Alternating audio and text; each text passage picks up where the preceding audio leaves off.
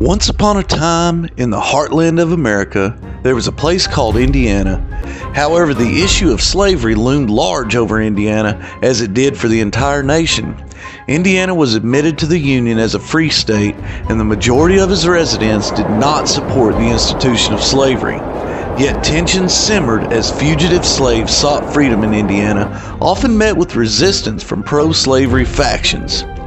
The Underground Railroad, a network of secret routes and safe houses for escaped slaves, extended its reach into Indiana. Brave individuals like Levi and Catherine Coffin in Newport, now known as Fountain City, risked everything to help those seeking freedom. Levi Coffin was often referred to as the president of the Underground Railroad due to his significant role in aiding fugitive slaves. Catherine Coffin, his wife, was also deeply involved in the abolitionist activities.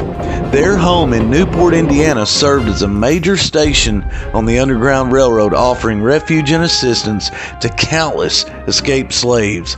The Coffins, dedicated to the anti-slavery cause, made them the important figures in American history. But it wasn't all unity against slavery. There were pro-slavery sentiments in certain pockets of Indiana, especially in the southern part of the state where the economic ties to the South were stronger. This division would only deepen as the nation hurtled towards the Civil War.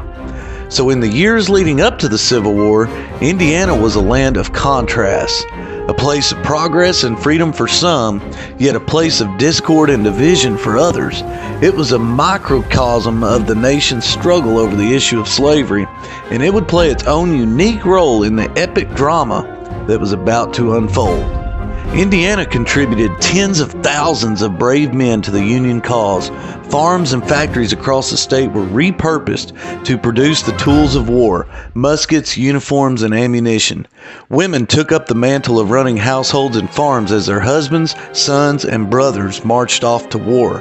In the northern part of the state, cities like Indianapolis became bustling centers of activity. Camp Morton, a prisoner of war camp, held Confederate captives. Meanwhile, the city itself became a hub of logistics and supply, supporting the Union armies in their campaigns. But Indiana was not without its own internal struggles. Divided loyalties ran deep within its borders. Southern sympathizers, and Copperheads as they were called, opposed the war and the government's measures to support it. There were even instances of violent clashes and protests highlighting the stark divisions that existed. One of the most significant events in Indiana's Civil War history occurred in 1863 when Confederate General John Hunt Morgan and his raiders crossed into the state from Kentucky in what was known as the Battle of Corydon, which was also the only battle to take place inside of Indiana during the war. Their daring raid took them through towns and countryside, causing panic and fear among the local population. Eventually, they were captured, ending their incursion into Hoosier territory. As the war raged on, Indiana's contributions continued.